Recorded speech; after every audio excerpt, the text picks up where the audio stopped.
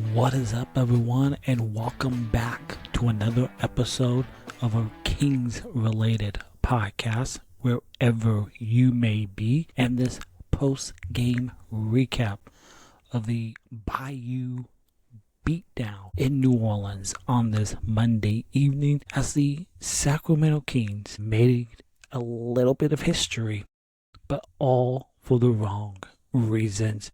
But first, thank you as always for joining me for another edition of the show. And if you enjoyed this podcast, make sure you give us a follow over on Apple Podcasts or whatever your favorite podcast app is. And if you're watching on YouTube, please hit that subscribe button, hit that thumbs up, and leave a comment down below. That will be much appreciated. The Sacramento Kings have now lost 13 straight games. That's tying a Sacramento era record for consecutive losses. They have lost 13. Sacramento lost 13 straight from April of 1990 to November of 1990. And right now, we are watching the worst stretch of Kings basketball during their 40-year history in Sacramento. And we have seen a lot of bad basketball over the Kings' tenure here in Sacramento. But this season is by far the absolute worst season of Kings basketball. And I just hope they rebuild this team the absolute right way, as the Kings, they lose 120-94 to New Orleans Pelicans to extend their streak to 13. But did the Kings get a much needed loss? Because in the last game against Cleveland, you had the same guys out. You had no Monk, Levine, or Sabonis. And you were in the game. You played well. The same thing happened tonight in New Orleans. You didn't have those guys. They didn't even make the trip for these quick 2 games in New Orleans and in Utah. And this is how you come out tonight after that fun game on Saturday night against Cleveland. And the Kings were awful in this game. Miscue after miscue after miscue. Terrible transition defense. The New Orleans Pelicans had 34 fast break points. They had 29 points off the Kings' turnovers. And a lot of the issues from the Kings tonight were self-inflicted wounds for them in this game. And, give the Kings a little credit. I will say the lone bright spot of this game tonight had to be Maxime Reynaud, who played absolutely incredible. Because the Pelicans didn't just win this game, they physically dismantled a depleted Kings team tonight. And while the score looks lopsided, and it was, the game shifted on a single massive run in the first quarter. The turning point was a 25-6 run by the New Orleans Pelicans. Like Sacramento, they actually came out sharp. They took an early 20-15 lead late in that first quarter behind some nice play by DeRozan. And then, however, the game flipped just like that. And the spark, it was Bryce McGowan's, Trey Murphy, who hit back-to-back three-pointers to snatch the lead from Sacramento for New Orleans. You had the Zion effect. Zion took over the interior during that run for New Orleans, scoring 8 points and forcing the Kings to collapse their defense in that first half, which opened up the perimeter for New Orleans' shooters. And the result of that, and by the time the dust had settled, the Pelicans had turned a 5-point deficit into a double-digit lead that they would hold for the next 30 of this basketball game. It was the 1-2 punch for New Orleans of Trey Murphy and Jeremiah Fears. Coming into tonight's game, Trey Murphy was the hottest shooter in the NBA. And he was 5 of 10 tonight. He has now made 23 of his last 40 3-point attempts over a 3-game span.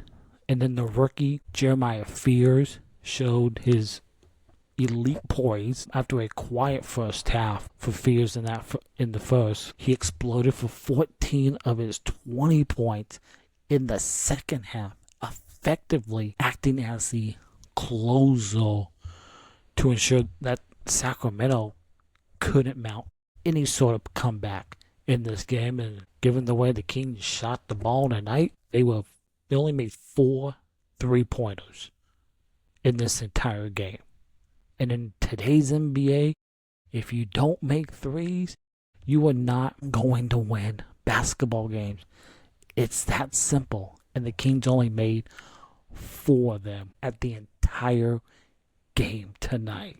So, as I said, the one bright spot, if you want to look for a bright spot from a Sacramento perspective, it was the rookie, Maxime Reynaud. Feed him and feed him more, because Max had another strong game against a big New Orleans front line. And the rookie, he didn't get it.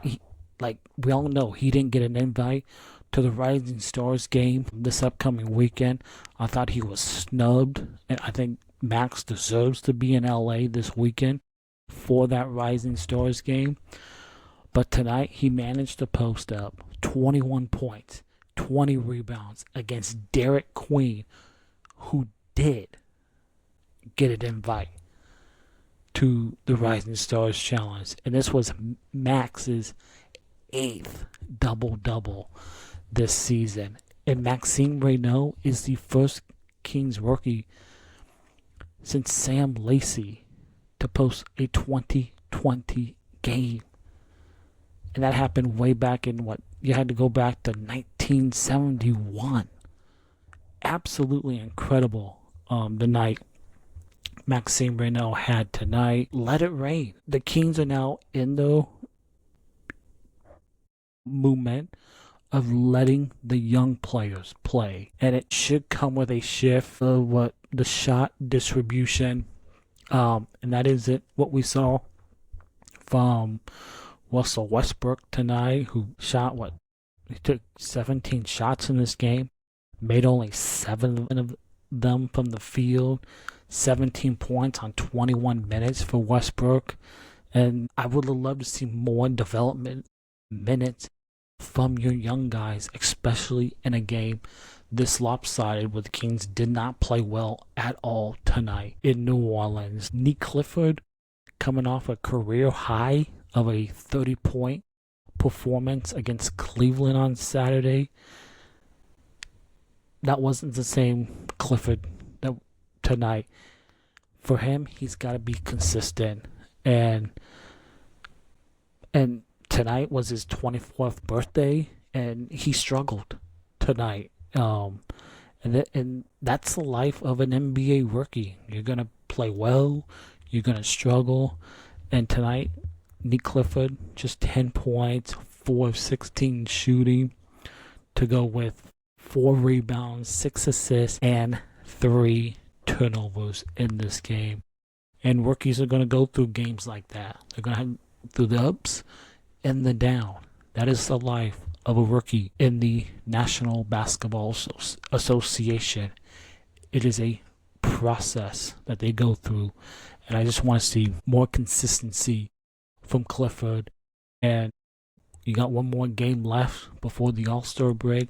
Hopefully they play well Wednesday night against the Utah Jazz. Devin Cardwell continues to clean that glass when he comes in off the bench, and he continues to bring the energy, the defense, the rebounding, and the hustle. And tonight, this was his fourth straight game with 10 plus rebounds. Devin Cardwell is absolutely incredible, and he finished this night with 6 points, 12 rebounds, 2 blocks, and 2 steals on the night. Just incredible what the progress and the momentum that Devin Cardwell is playing with right now. I can't wait to see what he looks like when we get towards the end of this season. Devin Carter, thought he played well the last couple games for Sacramento as he's getting more minutes here as Sacramento is shifting towards the youth movement to close this season. And he's been waiting for this opportunity to step on the basketball floor and finally contribute. And Devin has registered 20 plus minutes in 4 consecutive games. And for the first time in his career, Devin's career, he scored in double figures in all 4 of those games as well. And with Sabonis, Levine, Monk, and Keegan Murray, and DeAndre all sidelined, the Kings only played with 10 guys tonight, and all 10 of those guys played tonight as Doug Christie turned to every single one of them, including Doug McDermott and Drew Eubanks, who we have hardly seen this season. And it doesn't sound like it will get better until maybe after the break, when hopefully Keegan comes back from his ankle injury, maybe DeAndre with the eye injury, because that was not a good looking injury that he suffered on Friday night. So Kings drop a big one in New Orleans. One more game before the All-Star break. They face the Utah Jazz. And don't get me started with the Utah Jazz, and a team that should be investigated by the NBA, who they did something tonight that they probably didn't want to do. And that is win a basketball game. And the Jazz coming off the trade deadline where they got Triple J, where in their last game they were up double figures. They sat all of their starters in the fourth quarter, and they lost. Absolutely incredible. I know they got a top 8 pick they want to keep, but come on. That is absolutely insane. It's ridiculous. And I hope the NBA looks into it and they come down on the Utah Jazz, because that's not right. It's absolutely not right what the Utah Jazz are doing. So Kings, they finish up this first half of this regular season Wednesday in Utah against the Jazz. But here tonight, they fall to the New Orleans Pelicans big. And if you enjoyed this podcast, make sure you give us a follow on Apple Podcasts or whatever your favorite podcast app is. And just a reminder, we are a video podcast over on Spotify and YouTube. So by all means, please go catch the video feed. Don't forget to hit that subscribe button, hit the thumbs up, leave a comment down below. That will be much appreciated tonight, as we will see you back here Wednesday night following the Kings and the Jazz for the final game before the All-Star break. but not much to be positive from this game. The only bright spot was Max and his 2020 game. The Kings miscues all night long with the turnovers, the poor transition defense. Again, 29 points off the Kings turnovers that New Orleans scored. They had 34 fast break points. Absolutely incredible.